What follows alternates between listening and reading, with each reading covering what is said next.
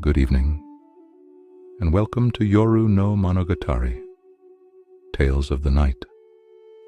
I will be your guide through the ancient stories of Japan, through mist-covered mountains and forgotten villages, through bamboo forests where shadows breathe and lanterns float without hands to carry them.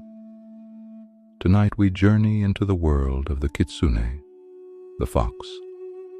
So let your eyes grow heavy, let your breath slow, and let my voice carry you into the quiet places between waking and dreaming. Our story begins. The nature of the Kitsune.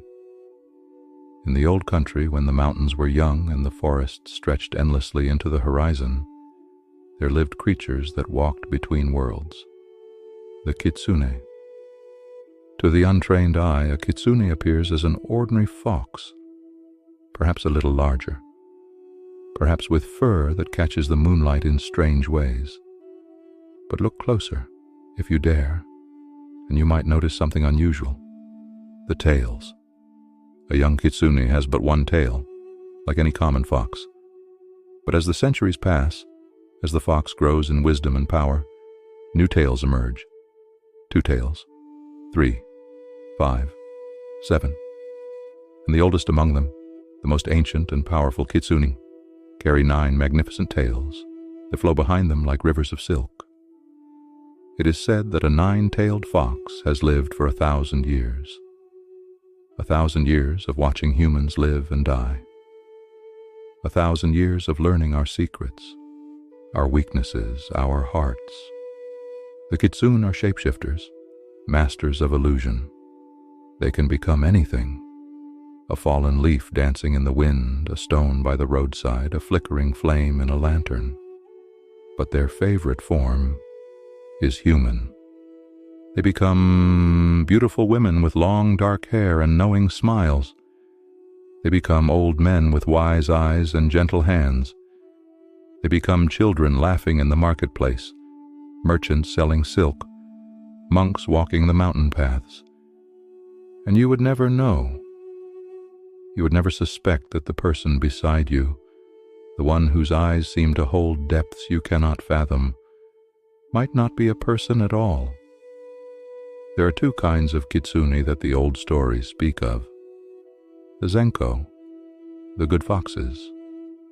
They are benevolent spirits, guardians of the harvest, protectors of homes and families. They reward kindness with kindness.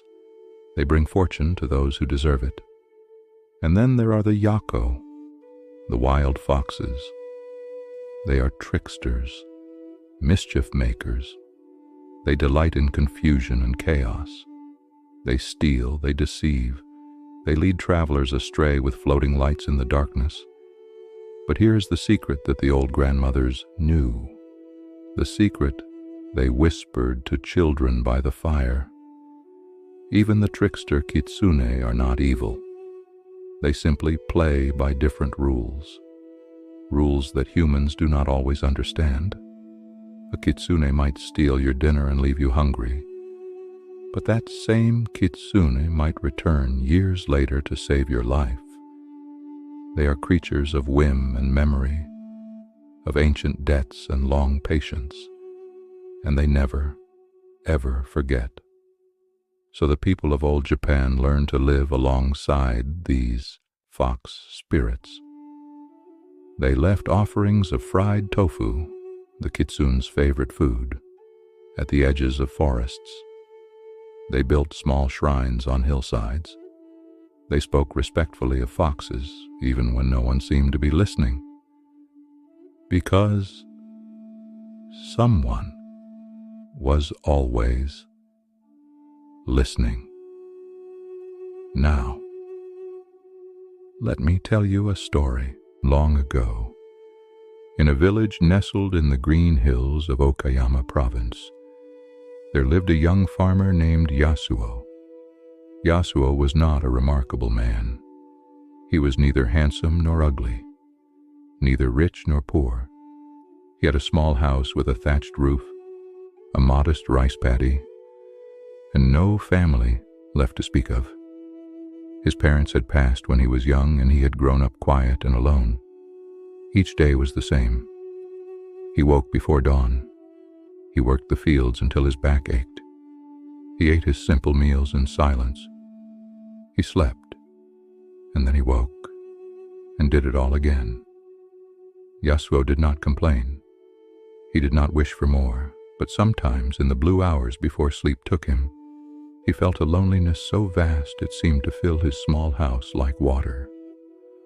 One autumn evening, as the sun painted the hills in shades of amber and rose, Yasuo was walking home along the narrow path that wound through the forest. The harvest had been good that year, and he carried a small portion of rice to leave at the old shrine, a simple wooden structure at the base of an ancient cedar tree. As he approached the shrine, he heard something, a whimper, soft and pained. Yasuo stopped. He listened. There, again, coming from the tall grass beside the path.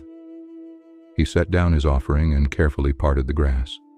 There, caught in a hunter's trap, was a fox. It was a beautiful creature. Its fur was the color of autumn leaves, deep red fading to white at the chest. Its eyes, amber and bright with pain, looked up at Yasuo with an expression that seemed almost human. The trap had closed around its front leg. Blood matted the fur. Now, in those days, fox pelts were valuable. Many men would have seen opportunity in this moment, but Yasuo was not many men. He knelt slowly, showing his empty hands. "Shh," he whispered. "I will not hurt you. Let me help." The fox watched him. It did not struggle. It did not snap. It simply waited. With careful hands, Yasuo pried open the jaws of the trap. The fox pulled its leg free with a small cry. For a long moment, human and fox regarded each other in the fading light. Then the fox turned and limped into the forest, disappearing among the shadows. Yasuo watched until he could see it no more. Then he collected his rice, left his offering at the shrine, and walked home. He thought nothing more of it. It was simply what one did. You saw a creature in pain. You helped. There was no calculation, no expectation of reward. Just a small kindness in a world that often forgot such things existed. The seasons turned. Autumn became winter. The snows came and covered the hills in white silence. One evening, as the wind howled outside his walls and the fire burned low, Yasuo heard a knock at his door. He was not expecting anyone. No one ever visited Yasuo. He opened the door, and there stood a woman. She was beautiful in a way that made his breath catch. Long black hair fell past her shoulders, dusted with snowflakes. Her skin was pale as moonlight. Her eyes were amber, bright and deep, and they regarded him with an expression he could not quite name. She wore a thin kimono, much too thin for the cold. She was shivering. "Please," she said, and her voice was soft as silk. "I am a traveler. I have lost my way in the storm. Might I rest here until it passes?" Yasuo had never been good with words. He simply stepped aside and gestured for her to enter. He gave her his place by the fire. He made her tea. He offered her what food he had, rice and pickled vegetables, nothing special. She accepted everything with graceful thanks. They talked, or rather she talked and Yasuo listened. She spoke of distant places, of mountains and seas, of temples hidden in clouds. Her voice was melodic, and Yasuo found himself leaning closer, hanging on every word. When she laughed, it sounded like bells. The storm did not pass that night, nor the next. The woman stayed, and somehow Yasuo's small house felt larger, warmer, less empty. Her name, she told him, was Kiku, chrysanthemum. Days became weeks, Weeks became months, and somewhere in that time, without either of them quite saying it aloud, Kiku became Yasuo's wife. She was everything he had never known he needed. She cooked meals that turned simple ingredients into feasts. She mended his clothes with stitches so fine they were nearly invisible. She sang while she worked, old songs in a language Yasuo did not recognize. And at night, she lay beside him, and the loneliness that had lived in his chest for so long simply dissolved. The villagers noticed, of course. They whispered about the beautiful stranger who had appeared from nowhere. Where was her family? Where was she from? Why would such a woman choose plain, quiet Yasuo? But Kiku was kind to everyone she met. She helped the elderly. She played with the children. She brought medicine to the sick. Slowly, the whispers faded, replaced by acceptance. Years passed. 3, then 5, then 7. Kiku and Yasuo had a son. They named him Takeshi. He had his mother's amber eyes and his father's quiet nature. He was a happy child, curious and bright. And Yasuo's heart grew so full he sometimes feared it might burst. For the first time in his life, Yasuo understood what it meant to have a family. But there were things he noticed. Small things. Things he chose not to examine too closely. Kiku never aged. While Yasuo's hair began to show threads of gray, his wife looked exactly as she had that first night in the snow. She avoided dogs. When the village hounds came near, she would grow pale and find reasons to go inside. And sometimes, late at night, when Yasuo woke from dreams he could not remember, he would see Kiku sitting by the window, staring at the moon with an expression of such profound longing that it made his heart ache. He never asked. He did not want to know. One evening in autumn, it was autumn again, always autumn in this story, Yasu came home from the fields to find Kiku sitting very still by the fire. Their son was playing outside, his laughter carrying on the wind. "Yasu," Kiku said, and her voice was different, older, sad. He knelt beside her. "What is it?" She took his hands in hers. Her fingers were trembling. "I have to tell you something. Something I should have told you long ago." Yasuo waited. "Do you remember?" she whispered. "The night we met? The storm. And I came to your door?" He nodded. "I did not lose my way. I came to find you." She looked at him then, and her amber eyes were bright with tears. "7 years before that night, you saved a fox caught in a trap. You freed it when you could have taken its pelt. You showed kindness when there was nothing to be gained." Yasuo's heart began to beat very fast. "I am that fox, Yasuo. I am a Kitsune." The fire crackled. Outside, Takeshi laughed at something only a child could find amusing.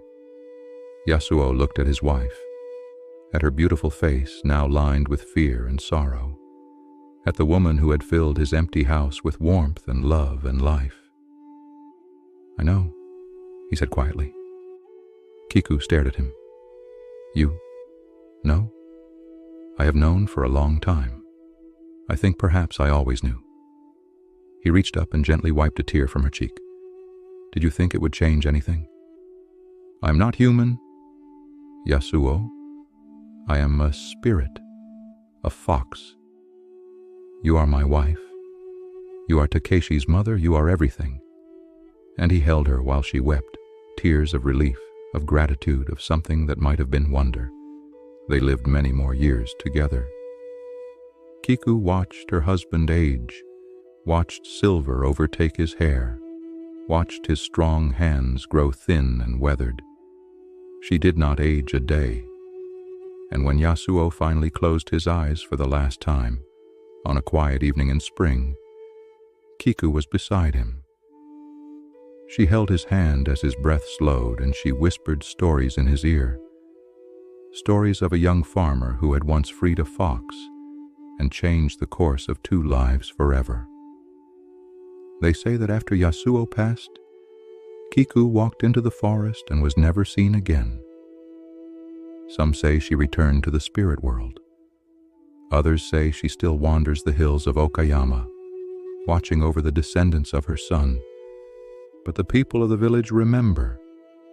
Even now, they leave offerings of fried tofu at the old shrine beneath the cedar tree. And sometimes on autumn evenings, when the light turns amber and rose, they say you can see a fox sitting at the forest's edge, watching, remembering. A Kitsune never forgets. The merchant and the fox lanterns. In the bustling town of Edo, before it became the great city of Tokyo, there lived a merchant named Gensuke. Gensuke was a successful man. He dealt in fine silks and ceramics, and his shop was known throughout the district for its quality, goods, and fair prices.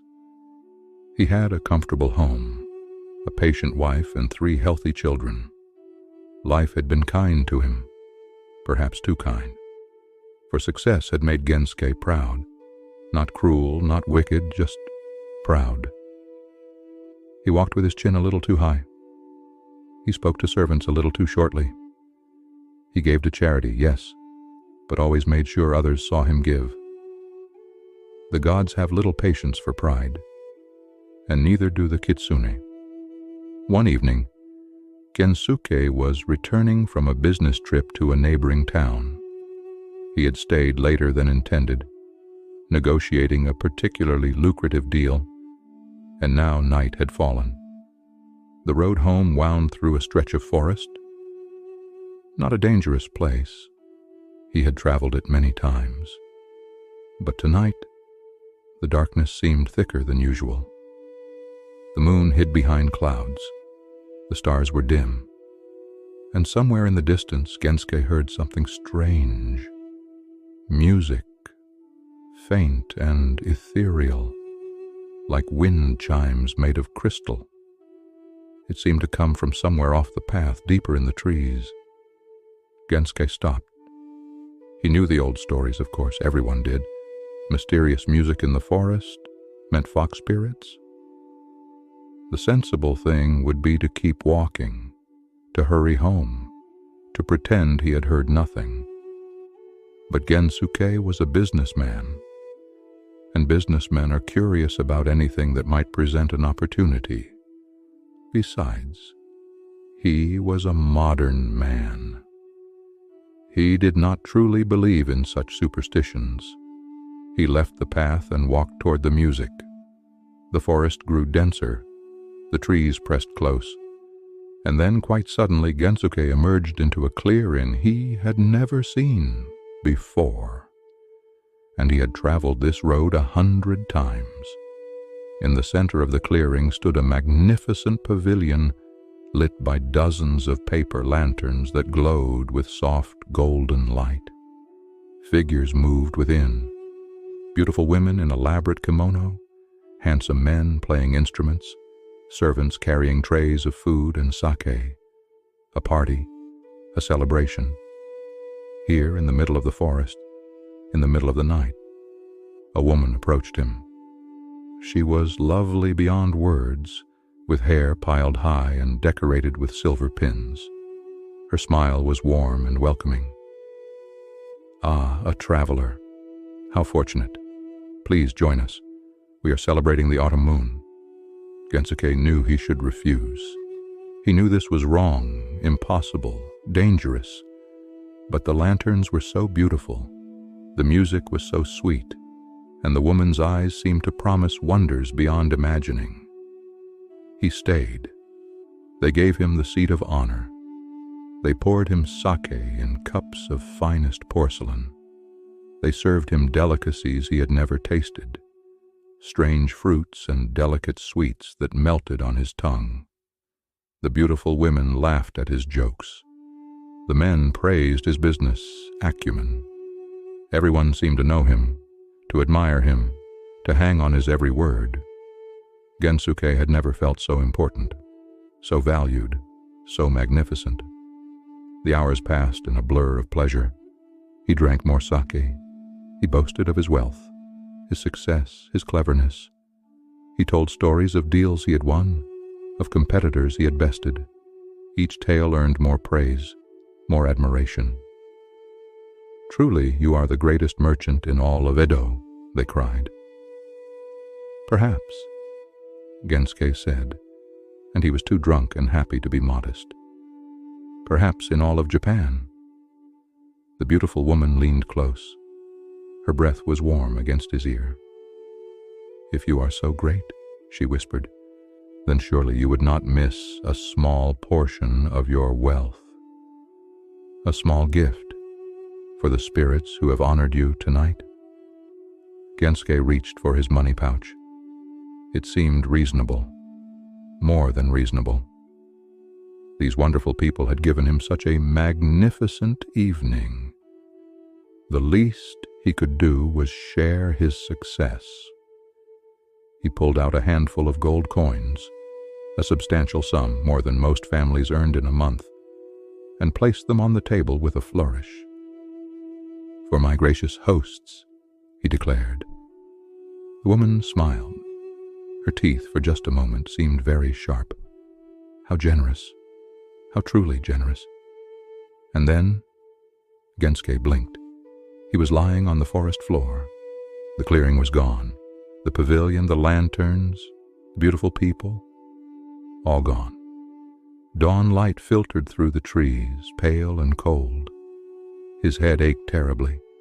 His fine clothes were muddy and torn, and his money pouch.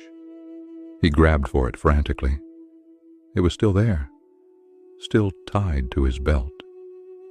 But when he opened it, he found only leaves. Dried, brown, autumn leaves. All his gold was gone. Gensuke scrambled to his feet. He searched the ground, the bushes, every inch of the clearing that was no longer a clearing, but just an ordinary patch of forest. Nothing. And then he heard it. Laughter, high and sharp, coming from somewhere above. He looked up.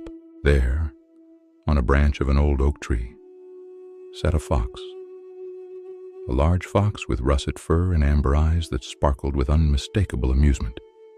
It yawned, showing white teeth, and flicked its tail. And Gensuke saw, with a chill that ran down his spine, that it had not one tail, but three. The fox held his gaze for a long moment. Then it turned and vanished into the canopy, its laughter echoing behind it. Gensuke stood alone in the forest, clutching a pouch full of leaves. He made his way home, in silence. He told no one what had happened. Who would believe him? And let his wife assume the money had been stolen by ordinary bandits. But something had changed in Gensuke. In the weeks that followed, he found he could no longer walk with his chin quite so high.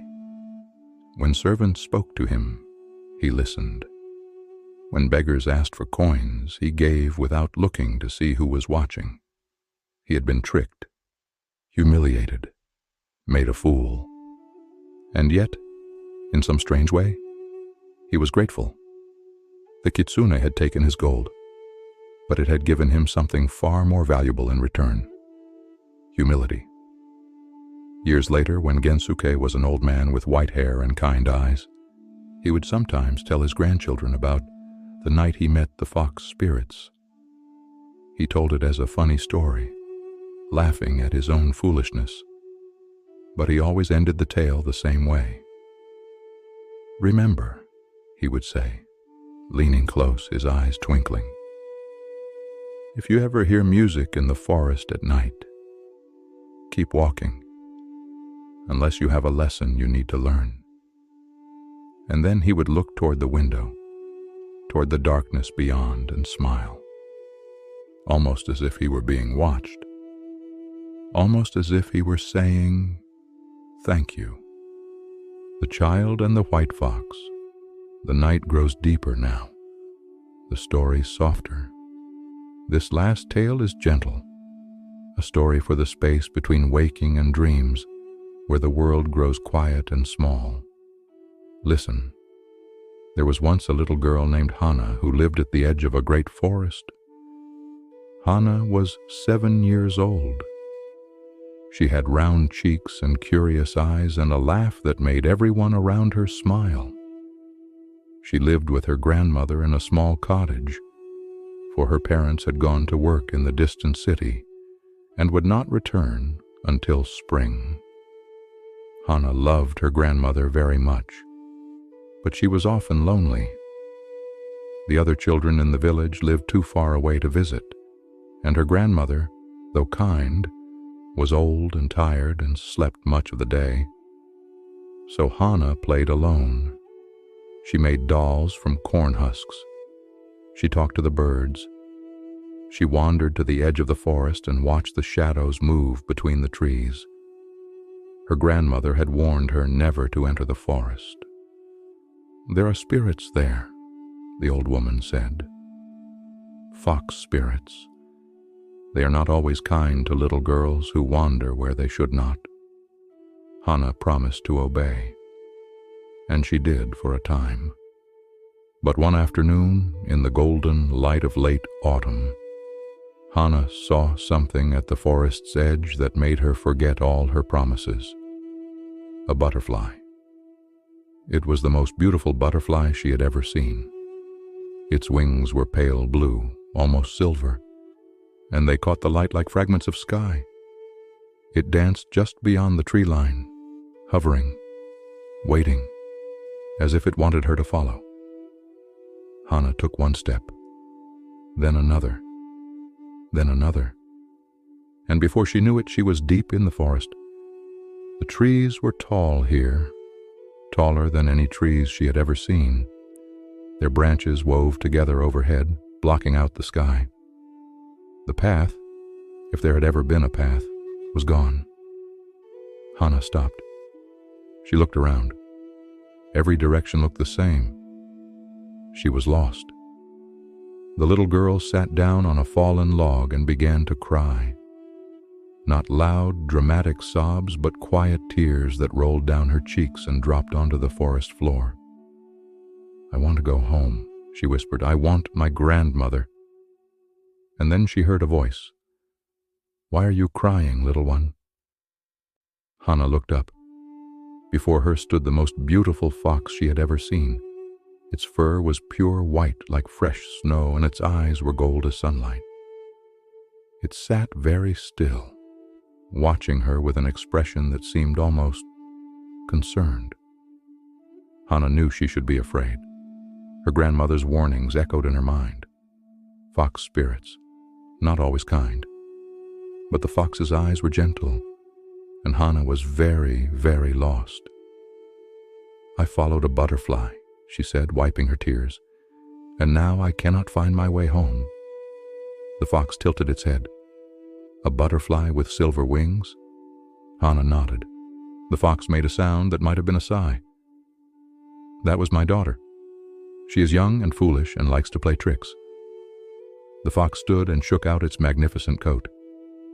"I apologize for her behavior. Come, I will take you home." You will?" "I will, but you must promise me something." Hana waited, her heart beating fast. "You must promise," said the fox, "that you will never tell anyone you met me. Humans and fox spirits do not often become friends. It would cause trouble for us both." Hana thought about this. It seemed a reasonable request. "I promise," she said. "Good." The fox turned and began to walk. Hana followed. They walked for what seemed like hours, though it might have been only minutes. Time moved strangely in the forest. The fox led her through thickets and over streams, around ancient trees and beneath curtains of moss. And as they walked, the fox talked. It told her about the forest, about which mushrooms were safe to eat and which would make her sick, about the best places to find berries in summer, about the secret language of birds and what it meant when the crows flew east. Hana listened, fascinated. She had never had a friend who knew so many things. At last they emerged from the trees. There, just ahead, was her grandmother's cottage. Smoke rose from the chimney. The windows glowed with warm light. "There," said the fox. "You are home." Hana turned to thank her guide, but the words that came out were different. "Will I see you again?" The fox regarded her for a long moment. Its golden eyes were unreadable. "Perhaps," it said finally, "if you come to the forest's edge at twilight, and if you bring an offering of fried tofu, perhaps I will find you." Hana smiled, a real smile, bright and true. "I will," she said, "I promise." The fox dipped its head almost like a bow. Then it turned and vanished into the shadows. Hana ran home. Her grandmother scolded her for being out so late, but it was a gentle scolding, born of worry and relief. Hana said nothing about the fox. A promise was a promise. But the next evening at twilight she crept to the forest's edge with a piece of fried tofu wrapped in a cloth, and the white fox was there. They talked until the stars came out. The fox told her stories, old stories, about the time before humans, when the spirits walked freely across the land. Hana told the fox about her life, about her grandmother, her parents far away, her loneliness. The fox listened, really listened in a way that made Hana feel seen. This became their ritual. Every evening when the sky turned orange and purple, Hana would slip away to the forest's edge, and the white fox would be waiting. Autumn turned to winter. The snow came and the visits became harder. But still Hana went, bundled in her warmest coat, and still the fox appeared, its white fur invisible against the snow except for those golden, glowing eyes. Winter turned to spring. The snow melted. The birds returned. And one day a cart came up the road to the cottage. Hana's parents had come home. There were tears and laughter and embraces that seemed to last forever. Hana's mother and father had done well in the city. They had saved enough money to buy a house in town, with a garden and neighbors and other children for Hana to play with. They were moving, leaving the cottage, leaving the forest. That evening, Hana went to the forest's edge one last time. The white fox was there, as always, but its eyes were sad. "You are leaving," it said. Not a question. Hana nodded. Tears streamed down her face. "I do not want to go. You are my friend, my only friend." The fox stepped closer. Gently it pressed its nose to Hana's forehead. Its fur was soft as silk. "You will make other friends, little one. Human friends. That is as it should be. But I will forget you." "No." The fox's voice was firm. "You will not forget, and I will not forget you. That is the way of the Kitsune. We remember." It stepped back. "When you are grown," it said, "and you have children of your own, tell them stories. Tell them about the fox spirits of the forest. Tell them to be kind to all creatures, even the strange ones, even the ones they do not understand." Hana wiped her eyes. "I will. And if you ever return to this place, if you ever find yourself at the edge of this forest at twilight, bring an offering of fried tofu." The fox smiled. At least Hana thought it was a smile. "And perhaps I will find you." Then it turned and walked into the forest. The shadows swallowed it, and it was gone. Hana stood there for a long time, watching the place where her friend had disappeared. Then she went home. Years passed. Many years. Hana grew up. She married a kind man. She had children of her own, 2 boys and a girl, and she told them stories. Stories about fox spirits, about kindness, about promises kept. Her children thought they were just fairy tales. But sometimes, when Hana's eyes grew distant and a small smile played at her lips, they wondered. One autumn, when Hana was very old as her grandmother had been all those years ago, she returned to the village where she had grown up. The cottage was gone. A new house stood in its place, but the forest was still there. At twilight, Hana walked to the forest's edge. Her steps were slow now, her back bent with age, but she carried something in her hands, a piece of fried tofu wrapped in a cloth. She set it down at the base of an old tree. Then she waited. The minutes passed. The sky darkened. Stars began to appear. And then, from the shadows, a shape emerged. A white fox. Its fur was pure as snow. Its eyes were gold as sunlight. It looked exactly as it had 60 years ago, not a day older. The fox sat down across from Hana. For a long moment, neither spoke. Then the fox dipped its head. "Hello, little one," it said. Hana laughed, a sound that was somehow both old and young. "I am not so little anymore." "No," the fox agreed. "But you kept your promise. You remembered. I told my children the stories, just as you asked." "I know. I have been listening." They sat together as the stars came out, the old woman and the ancient spirit, talking as they had talked so many years before. When dawn began to lighten the sky, the fox rose. "I must go," it said, "and so must you." Hana nodded. She understood.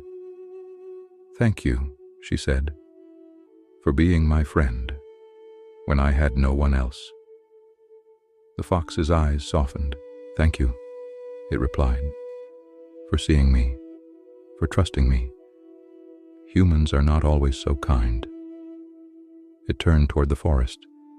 Then it paused and looked back. "We will meet again, Hana, in the next world or the one after that. Kitsune live a very long time, but we never forget our friends." Then it vanished into the trees. Hana watched until the last trace of white had disappeared. Then she turned and walked slowly back to her waiting family.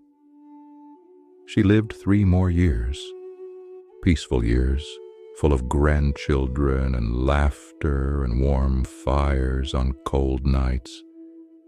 And when she finally closed her eyes for the last time, her family said she was smiling, as if she could see something wonderful, as if an old friend had come to guide her home. And so our journey ends for tonight. You have walked with me through the world of the Kitsune. You have met the fox wife who loved a farmer, the trickster who taught a merchant humility, the white spirit who befriended a lonely child. These are old stories, ancient stories, but they are not gone. They live on in the rustling of leaves, in the flicker of lanterns, in the amber eyes that watch from the forest's edge. Perhaps tomorrow you will see a fox, an ordinary fox going about its ordinary business. Or perhaps not so ordinary. Perhaps it will pause. Perhaps it will look at you with eyes that seem to hold 1,000 years of memory. If it does, be kind. You never know who is watching. You never know who will remember. Now, let your eyes close. Let your breath slow. Let the quiet wrap around you like a warm blanket. You are safe here, in the space between stories, in the gentle dark. Sleep well, traveler, and know that when you wake, the world will still be full of mysteries, full of spirits, full of tales waiting to be told. Until next time, this has been Yoru no Monogatari, Tales of the Night. Good night.